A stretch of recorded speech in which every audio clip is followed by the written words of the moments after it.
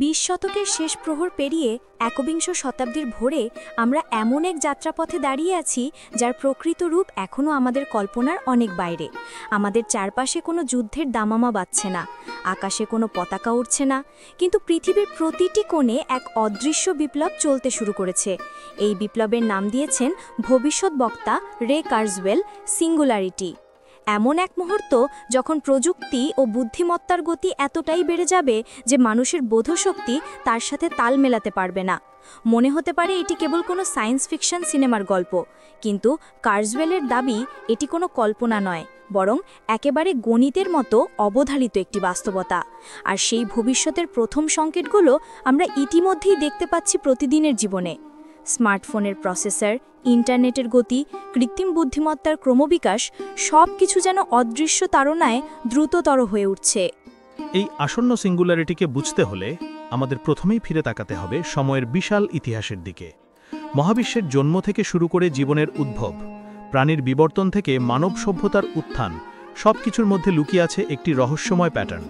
ইতিহাসের প্রতিটি বড় পরিবর্তন ঘটে ক্রমশ ছোট হয়ে আসা ব্যবধানে।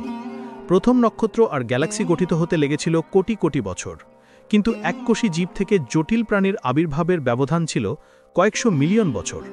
এরপর মাত্র কয়েক মিলিয়ন বছরের মধ্যে উঠে এসেছে বুদ্ধিমান মানুষ, আর সেই মানুষ থেকে আধুনিক কম্পিউটারের আবির্ভাবের জন্য লেগেছে কয়েক হাজার বছর মাত্র। জানো, সময় নিজেই ক্রমশ গুটিয়ে আনছে তার পর্বগুলো। প্রতিটি নতুন অগ্রগতি আসছে আগের চেয়ে দ্রুততর ছন্দে। কার্জওয়েল এই প্রবণতাকে বলেছেন ল অফ অ্যাক্সিলারেটিং রিটার্নস, অর্থাৎ গতি বাড়তে থাকলে উন্নতির হার শুধু বাড়ে না, বরং ত্বরান্বিত হয়। আমরা সাধারণত ভাবতে পছন্দ করি সরল রেখার মতো অগ্রগতি। আজ যতটুকু বেড়েছে কালও ততটুকুই বাড়বে, কিন্তু প্রযুক্তির ইতিহাস একেবারেই ভিন্ন গল্প বলে। কোনো একটি জিনিস যদি প্রতি দশকে দ্বিগুণ শক্তিশালী হয়, কয়েক প্রজন্ম পরে তার ক্ষমতা বেড়ে দাঁড়ায় হাজার গুণ। একে যদি চিত্রের মতো কল্পনা করা যায়, তবে এই অগ্রগতির রেখাটি সোজা উঠে না, বরং ক্রমশ উপরের দিকে বাঁক নিয়ে এমন এক খাড়া উল্লম্বতায় পৌঁছে যায় যেখানে ক্ষুদ্র সময়েই ঘটে যায় বিস্ময়কর পরিবর্তন। কম্পিউটারের উদাহরণটি ধরা যাক। ১৯ শতকের ভারী যান্ত্রিক ক্যালকুলেটর থেকে শুরু করে ২০ শতকের মাঝামাঝি ভ্যাকুয়াম টিউব কম্পিউটার, তারপর ট্রানজিস্টার, এরপর মাইক্রোচিপ। প্রতিটি ধাপ আগের চেয়ে অপ্রত্যাশিত গতিতে এগিয়েছে। একসময় যেই কম্পিউটার একটি ঘর ভরে রাখত, আজ তার চেয়ে অনেক গুণ শক্তিশালী চিপ আপনার আঙ্গুলের ডগায় ধরা যায়। খরচও নেমে এসেছে অকল্পনীয়ভাবে। পকেটের একটি স্মার্টফোন এখন এমন সব গণনা করতে পারে যা একসময় একটি দেশের গবেষণাগারকেও করতে হিমশিম খেতে হতো। এই অবিশ্বাস্য অগ্রগতির মেরুদণ্ড হল মুরস ল। এর মতে প্রতি ২ বছরে কম্পিউটার চিপে ট্রানজিস্টরের সংখ্যা প্রায় দ্বিগুণ হয়। অনেকেই ভেবেছিল এই গতি শীঘ্রই থেমে যাবে, কারণ বাস্তব জগতে বস্তুগত সীমা তো আছেই। কিন্তু প্রকৌশলীরা বারবার নতুন উপায় খুঁজে বের করেছেন। ছোট আকার, নতুন উপাদান, ত্রিমাত্রিক নকশা। এর ফলে অগ্রগতি কেবল অব্যাহতই থাকেনি, বরং আরও ত্বরান্বিত হয়েছে। একই ধারা দেখা যাচ্ছে জিনোম সিকোয়েন্সিং, রোবোটিক্স, কৃত্রিম বুদ্ধিমত্তা, এমনকি শক্তি প্রযুক্তির ক্ষেত্রেও। যেখানে একসময় মানুষের জিনোম পড়তে বিলিয়ন ডলার খরচ হতো, আজ কয়েকশো ডলারেই তা কয়েক ঘন্টায় সম্ভব। কিন্তু মানুষের মন এই দ্রুততার সাথে সহজে খাপ খাওয়াতে পারে না। আমরা স্বভাবতই ধীরে ধীরে পরিবর্তনে অভ্যস্ত। তাই বড় বিপ্লবের শুরুর দিকটা আমাদের কাছে ধীর মনে হয়, অথচ পরিবর্তনের গতি যখন এক নির্দিষ্ট বাঁকে পৌঁছায়, তখন হঠাৎ করেই তা বিস্ফোরণের মতো মনে হয়। কার্জওয়েলের মতে আমরা এখন সেই বাঁকের একেবারে প্রান্তে দাঁড়িয়ে আছি। পরবর্তী কয়েক দশক এমন সব পরিবর্তন নিয়ে আসবে যা অতীতের তুলনায় প্রায় মুহূর্তের মধ্যেই ঘটবে বলে মনে হবে। এই পরিবর্তন মানে শুধু দ্রুত কম্পিউটার নয়, ভবিষ্যতের প্রযুক্তি আমাদের দেহের ভিতর ঢুকে পড়বে। ন্যানো মেশিন বা ন্যানোবট আমাদের রক্তনালীতে ভেসে বেড়াবে, রোগ সারাবে, বার্ধক্য থামিয়ে দেবে। কৃত্রিম বুদ্ধিমত্তা নিজেই নিজের নকশা বদলাবে। নতুন ওষুধ, নতুন উপাদান, এমনকি মানুষের কল্পনারও বাইরে নতুন ধরনের বুদ্ধিমত্তা তৈরি করবে। জীববিদ্যা আর প্রযুক্তির সীমারেখা মুছে যাবে। মানুষ আর মেশিন আলাদা সত্তা থাকবে না, বরং একে অপরের সাথে মিশে এক নতুন জীবের জন্ম দেবে। এই ভাবনাগুলো হয়তো ভয়ও জাগাতে পারে। কার্জওয়েল স্বীকার করেন, প্রযুক্তি সবসময় দ্বিমুখী। এতে যেমন অসাধারণ সৃজনশীল শক্তি আছে, তেমন ধ্বংসের সম্ভাবনাও আছে। কিন্তু তিনি বিশ্বাস করেন, সঠিক প্রস্তুতি নিলে এর সুফল ক্ষতির চেয়ে বহুগুণ বেশি হবে।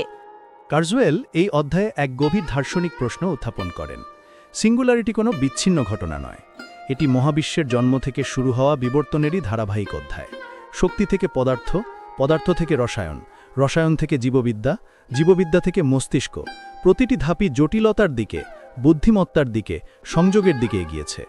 মানুষ ও মেশিনের মিশ্র ভবিষ্যতও সেই একই যাত্রার অংশ। এটি মানবতার সমাপ্তি নয়, বরং এক নতুন অধ্যায়ের সূচনা। তাহলে প্রশ্ন হলো, আমরা কি এর জন্য প্রস্তুত? আমাদের হাতে ইতিমধ্যেই রয়েছে জিন প্রকৌশল, কৃত্রিম বুদ্ধিমত্তা, ন্যানো টেকনোলজির মতো রূপান্তরণমূলক হাতিয়ার। আমরা কি এগুলো ব্যবহার করব রোগ সারাতে, দারিদ্র্য দূর করতে, মানব জীবনের সীমা বাড়াতে, নাকি অবহেলা ও লোভের কারণে নিজেদের জন্য বিপর্যয় ডেকে আনব? কার্জওয়েলের মতে একমাত্র উপায় হলো এই ত্বরান্বিত অগ্রগতিকে সঠিকভাবে বোঝা এবং সময় থাকতে প্রস্তুতি নেওয়া। ভবিষ্যৎকে বোঝার চেষ্টা না করলে প্রযুক্তির ঢেউ আমাদের গিলে ফেলবে, কিন্তু আমরা যদি এই ঢেউয়ের ছন্দ চিনতে পারি তবে আমরা তা চালনা করতে পারব। এই প্রথম অধ্যায় তাই এক ধরনের সতর্ক সংকেত এবং আহ্বান। এটি আমাদের কল্পনার সীমা প্রসারিত করে, প্রযুক্তিকে শুধু যন্ত্র নয় বরং আমাদের নিজস্ব বিবর্তনের পরবর্তী ধাপ হিসেবে দেখতে শেখায়। কার্জওয়েল স্পষ্ট করে বলেন, সিঙ্গুলারিটি কোনো দূরের স্বপ্ন নয়, বরং আমাদের জীবদ্দশাতেই আসন্ন এক বাস্তবতা।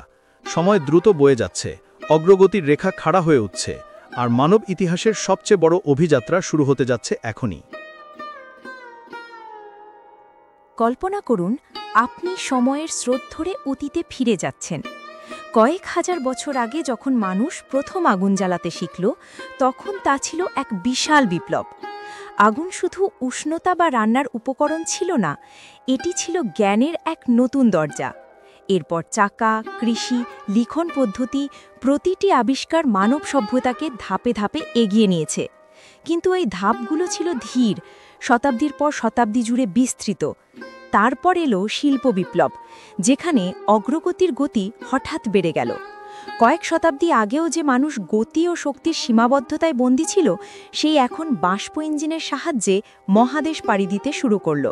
শিল্প বিপ্লবের পরে এলো বৈদ্যুতিক যুগ, তথ্য প্রযুক্তির যুগ। প্রতিটি নতুন যুগ আগের তুলনায় আরও দ্রুততার সাথে পরিবর্তনের ধারা এনেছে। কার্জওয়েল বলছেন, এই ইতিহাসের ভিতরেই লুকিয়ে আছে ভবিষ্যতের ইঙ্গিত। যদি অতীতের প্রতিটি বড় বিপ্লব আগের চেয়ে দ্রুত ঘটে থাকে, তবে পরবর্তী বিপ্লবও হবে আরও দ্রুত, আরও গভীর। এই ধারাবাহিক ত্বরান্বিত অগ্রগতি আমাদের নিয়ে যাচ্ছে সিঙ্গুলারিটির দিকে, এক এমন বিন্দুতে যেখানে মানুষের বোধগম্যতা ভেঙে যাবে, কারণ সেখানে প্রযুক্তি কেবল মানুষের হাতিয়ার হয়ে থাকবে না, বরং নিজেই নিজের গতি নির্ধারণ করবে। এই ধারণাটি বুঝতে এক ছোট্ট কল্পনা করা যাক। ধরুন আপনার কাছে একটি লেক আছে, যেখানে শাপলা ফুল প্রতিদিন দ্বিগুণ হারে বাড়ছে। প্রথম দিন একটি মাত্র ফুল ফুটল, দ্বিতীয় দিন 2টি, তৃতীয় দিন 4টি। যদি 1 মাসের মধ্যে পুরো লেক ভরে যাওয়ার কথা থাকে, তাহলে অর্ধেক লেক ভরবে কবে? উত্তর হলো শেষের আগের দিন। মানুষের চোখে শুরুর দিকটা ধীর মনে হলেও শেষের দিকে হঠাৎ করেই বিস্ফোরণ ঘটে। প্রযুক্তিগত অগ্রগতি অনেকটা এমনই। আমরা এখন সেই লেকের শেষ কয়েকদিনে দাঁড়িয়ে আছি, যখন চোখের পলকেই পুরো দৃশ্য বদলে যেতে পারে। প্রযুক্তির এই ত্বরান্বিত গতির পেছনে রয়েছে আরেকটি গুরুত্বপূর্ণ শক্তি, তথ্যের নিজস্ব প্রকৃতি। তথ্য একবার ডিজিটাল আকারে বন্দী হলে তা প্রায় বিনা খরচে কপি করা যায়, ছড়িয়ে দেওয়া যায় এবং নতুনভাবে সাজিয়ে তোলা যায়। বিদ্যুৎ, জ্বালানি বা ধাতুর মতো শারীরিক সম্পদ সীমিত হলেও তথ্যের কোনো সীমা নেই। তাই তথ্য নির্ভর প্রযুক্তি একবার গতি পেলে সেটিকে থামানো প্রায় অসম্ভব। কম্পিউটার, কৃত্রিম বুদ্ধিমত্তা, জেনেটিক ইঞ্জিনিয়ারিং সবই তথ্যের খেলা, এবং এই খেলায় একবার এগিয়ে গেলে গতি বাড়তেই থাকে। কার্জওয়েল এখানে আরও এক ধাপ এগিয়ে মানুষের বুদ্ধিমত্তার কথাও তুলেছেন। আমাদের মস্তিষ্কের ক্ষমতা আজ পর্যন্ত যে কোনো জীবের তুলনায় অসাধারণ, কিন্তু মস্তিষ্কেরও জৈবিক সীমা আছে। আমরা প্রতি সেকেন্ডে যে পরিমাণ তথ্য প্রক্রিয়া করতে পারি তা নির্দিষ্ট, অথচ সিলিকন চিপ বা ভবিষ্যতের কোয়ান্টাম প্রসেসর সেই সীমাকে ছাড়িয়ে যেতে পারে অনন্তবার। এমনকি এক সময় আসবে যখন একটি ছোট যন্ত্র মানব মস্তিষ্কের প্রতিটি নিউরনের সমান প্রসেসিং করতে পারবে। তখন শুধু যন্ত্র নয়, মানুষের বুদ্ধিমত্তাও নতুন সংজ্ঞা পাবে। এখানেই জন্ম নেয় সিঙ্গুলারিটির মূল দর্শন। যখন প্রযুক্তি নিজেই নিজের উন্নয়ন ঘটাতে শিখবে, তখন মানুষের প্রয়োজনীয়তা ক্রমশ কমতে থাকবে। কৃত্রিম বুদ্ধিমত্তা নতুন অ্যালগোরিদম বানাবে, নতুন হার্ডওয়্যার ডিজাইন করবে, নিজেকে উন্নত করবে মানুষের চেয়েও দ্রুততর ছন্দে। এই প্রক্রিয়াকে কার্জওয়েল বলেন রিকার্সিভ সেলফ ইমপ্রুভমেন্ট, অর্থাৎ মেশিন নিজেকে যত উন্নত করবে তত দ্রুত পরবর্তী উন্নয়ন সম্ভব হবে। এর ফল হবে এক ধরনের নিয়ন্ত্রণহীন ত্বরণ, যা মানব সভ্যতার রূপই পাল্টে দেবে। কিন্তু এই পরিবর্তন মানে কি মানুষের অবসান? কার্জওয়েল বলেন একেবারেই না, বরং মানুষ এবং প্রযুক্তি মিলে এক নতুন সত্তার জন্ম দেবে। মানুষ মেশিনের সাথে একীভূত হয়ে তার নিজের সীমা ভাঙবে, জিন প্রকৌশল আমাদের দেহের ত্রুটি মুছে দেবে, ন্যানোবট আমাদের কোষ মেরামত করবে, মস্তিষ্কের নিউরনগুলো কৃত্রিম প্রসেসরের সাথে সংযুক্ত হয়ে বাড়তি ক্ষমতা পাবে। মৃত্যুকে হয়তো পুরোপুরি ঠেকানো সম্ভব না হলেও মানুষের আয়ু হবে 1000 বছরের মাপের। এই অধ্যায়ে কার্জওয়েল শুধু সম্ভাবনার গল্পই শোনান না, বরং আমাদের একটি মানসিক প্রস্তুতির আহ্বান জানান। তিনি সতর্ক করেন, প্রযুক্তির এই গতি নিয়ন্ত্রণে রাখতে হলে নৈতিকতা, দায়িত্ববোধ এবং দূরদর্শী নেতৃত্ব অপরিহার্য। সঠিক নীতিমালা ছাড়া এ শক্তি যেমন রোগ সারাতে পারে, তেমনি বিপর্যয় ঘটাতে পারে। কৃত্রিম বুদ্ধিমত্তা যদি ভুল হাতে যায়, তবে তা অস্ত্রের মতো ধ্বংস ডেকে আনতে পারে। কিন্তু একই সাথে তিনি আশাবাদী যে মানুষের সৃজনশীলতা ও সহযোগিতা এই ঝুঁকিকে নিয়ন্ত্রণে আনতে পারবে। প্রথম অধ্যায়ের শেষ দিকে কার্জওয়েল আমাদের মনে করিয়ে দেন যে এই যাত্রা আসলে মহাবিশ্বের নিজস্ব বিবর্তনেরই অংশ। শক্তি থেকে পদার্থ, পদার্থ থেকে জীবন, জীবন থেকে বুদ্ধিমত্তা। প্রতিটি ধাপই ক্রমশ জটিলতা এবং সংযোগের দিকে। সিঙ্গুলারিটি সেই ধারাবাহিকতার পরবর্তী স্বাভাবিক অধ্যায় মাত্র। আমরা যদি চাই, এই অধ্যায় হতে পারে মানবতার সবচেয়ে গৌরবময় অর্জন, এক নতুন রূপে বেঁচে থাকার সুযোগ, যেখানে মানুষ আর যন্ত্র একসাথে মহাবিশ্বকে জানবে।